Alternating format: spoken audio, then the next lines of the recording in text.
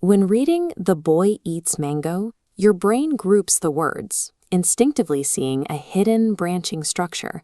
But a compiler lacks that intuition.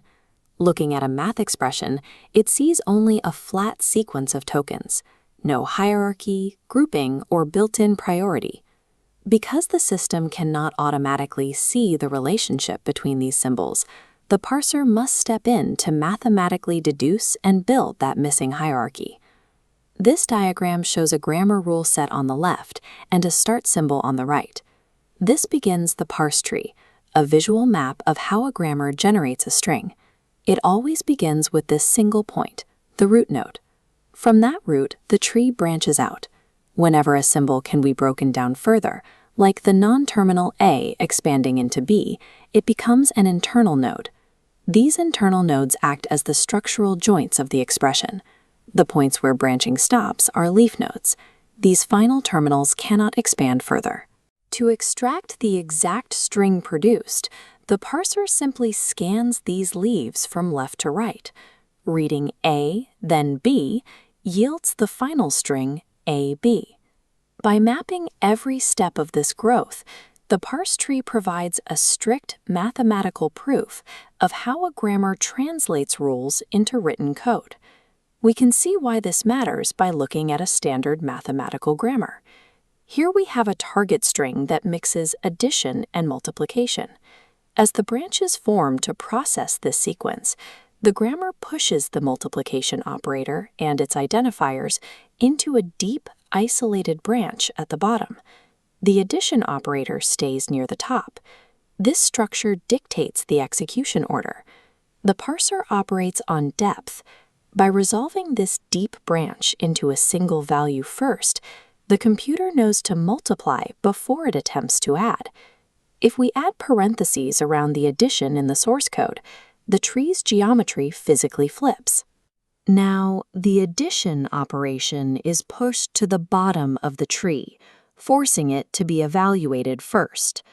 The precise geometric shape of this tree is what guarantees the correct mathematical result. The structure is the meaning. Look at this three-rule grammar and the target string AB. Try pausing the video here and sketching the parse tree for this string yourself. Starting at the root node S, we apply the first rule, branching down to the internal nodes A and B. Then we expand A into the leaf A and B into the leaf B.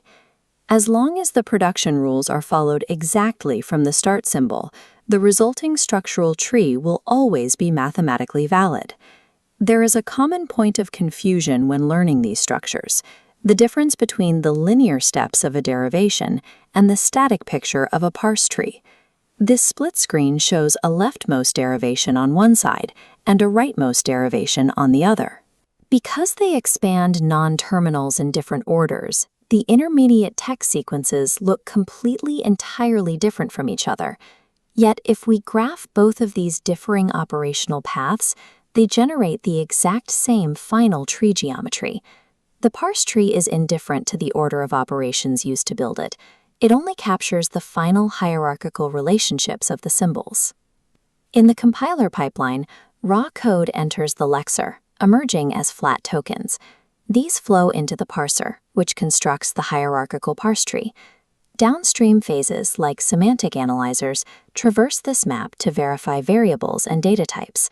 Without the parser successfully building this structural map, advanced features like logic validation and final code generation are impossible to execute.